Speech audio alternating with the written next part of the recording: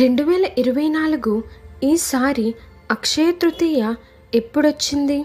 శుభ సమయం విశిష్టతలేంటో తెలుసుకుందాం. ఫ్రెండ్స్, మీరు మన ఛానల్ని కొత్తగా చూస్తున్నట్లు అయితే మన ఛానల్ని సబ్స్క్రైబ్ చేసి పక్కనే ఉన్న బెల్ ఐకాన్ క్లిక్ చేయండి. ఇలా చేయడం వల్ల నేను చేసే ప్రతి వీడియో మీకు ముందుగా నోటిఫికేషన్ రూపంలో వస్తుంది. తెలుగు పంచాంగం ప్రకారం ప్రతి ఏడాది వైశాఖ మాసంలో శుక్లపక్షంలో తదియ తిథి నాడు అక్షయ తృతీయ పండుగను జరుపుకుంటారు. ఈ నేపథ్యంలో ఈసారి అక్షయ తృతీయ ఎప్పుడొచ్చింది? ఈ పండుగ ప్రాముఖ్యత, శుభముహూర్త వివరాల గురించి ఇప్పుడు తెలుసుకుందాం. హిందూ మత విశ్వాసాల ప్రకారం అక్షయ తృతీయకు ఎంతో ప్రాముఖ్యత ఉంది. ఈ పవిత్రమైన రోజున ఎలాంటి శుభముహూర్తం చూడకుండా ఏ పని చేసినా విజయం దక్కుతుందని చాలామంది నమ్ముతారు. అంతేకాదు, ఈ పర్వదినాన బంగారం, వెండితో పాటు ఏదైనా కొత్త వస్తువు కొనేందుకు చాలామంది ప్రాధాన్యత ఇస్తారు. అయితే గ్రంథాల ప్రకారం ఈ రోజున విలువైన వస్తువులను కొనడమే కాదు, దాన ధర్మాలు చేయడం వల్ల శ్రీ విష్ణువు, లక్ష్మీదేవి అనుగ్రహం లభిస్తుందని పండితులు చెబుతున్నారు. ఈ నేపథ్యంలో ఈ ఏడాది అక్షయ తృతీయ పండుగ మే 10వ తేదీ శుక్రవారం నాడు వచ్చింది. ఈసారి వచ్చిన అక్షయ తృతీయ వేళ అనేక శుభయోగాలు ఏర్పడనున్నాయి. ఈ సందర్భంగా శుభ సమయం, పూజా విధానం గురించి పూర్తి వివరాలను ఇప్పుడు తెలుసుకుందాం. ఈ ఏడాది అక్షయ తృతీయ మే 10వ తారీఖు 2024 శుక్రవారం ఉదయం 4:17 ప్రారంభమవుతుంది. మరుసటి రోజు అంటే మే 11న తెల్లవారుజామున 2:50 ముగుస్తుంది.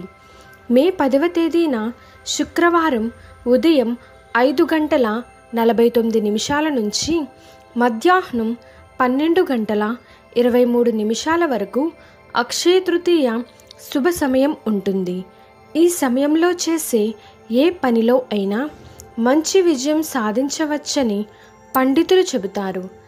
ఈ పవిత్రమైన రోజున చాలామంది బంగారం, వెండితో పాటు విలువైన వస్తువులను కొనుగోలు చేసేందుకు ఎక్కువ ప్రాధాన్యత ఇస్తారని గ్రంథాలలో పేర్కొనబడింది.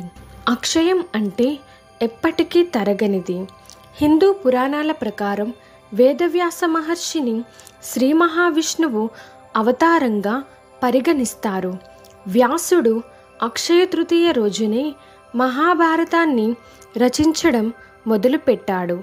అంతేకాదు, ఈ పవిత్రమైన రోజే గంగమ్మ తల్లి దివి నుంచి భువికి దిగివచ్చింది. కుబేరుడు అక్షయ తృతీయ రోజున లక్ష్మీదేవిని పూజించి ధనవంతుడయ్యాడు. మహాభారతంలో శ్రీకృష్ణుడు ద్రౌపదికి చీరను ప్రసాదించింది కూడా ఈరోజే.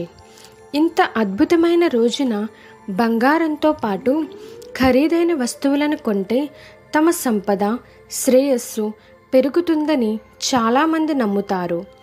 అక్షయ తృతీయ వంటి పవిత్రమైన రోజున లక్ష్మీదేవిని పూజించడాన్ని ఎంతో పవిత్రంగా భావిస్తారు. శాస్త్రాల ప్రకారం ఈ రోజున శ్రీకృష్ణుడు యుధిష్ఠిరునికి అక్షయ పాత్ర ఇచ్చాడు. ఇందులో ఉండే ఆహారం ఎప్పటికీ పూర్తవ్వలేదు. అందుకే ఈ పవిత్రమైన రోజున దానం చేయడం వల్ల శాశ్వత పుణ్యం లభిస్తుందని పండితులు చెబుతారు. ఈ శుభ సమయంలో వివాహ కార్యక్రమం, కొత్త ఇంట్లోకి ప్రవేశం, కొత్త వాహనం కొనడం, నిశ్చితార్థంతో పాటు ఎలాంటి శుభకార్యాలు ప్రారంభించినా ఖచ్చితంగా విజయవంతం అవుతాయని పండితులు చెబుతారు.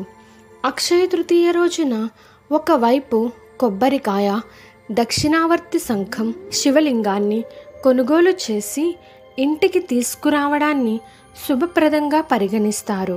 అక్షయ తృతీయ రోజున తెల్లవారుజామున అంటే సూర్యోదయానికి ముందే నిద్ర లేవాలి. స్నానం చేసిన తరువాత ఉతికిన బట్టలు ధరించాలి. పసుపు రంగు వస్త్రాలను ధరించడం వల్ల శుభ ఫలితాలు వస్తాయని చాలామంది నమ్ముతారు. పూజ చేసే చోట ఒక వస్త్రం ఏర్పాటు చేయాలి. అనంతరం విష్ణువు విగ్రహం లేదా ఫోటోను ప్రతిష్ఠించి మంచినీటితో శుద్ధి చేయాలి. పూజ చేసే సమయంలో తులసి ఆకులు, పండ్లు, పువ్వులు తదితర వాటిని దేవుడికి సమర్పించాలి. వీలైతే పసుపు పువ్వులను సమర్పించాలి. ఇలా చేయడం వల్ల విష్ణువు ఆశీస్సులు లభిస్తాయి.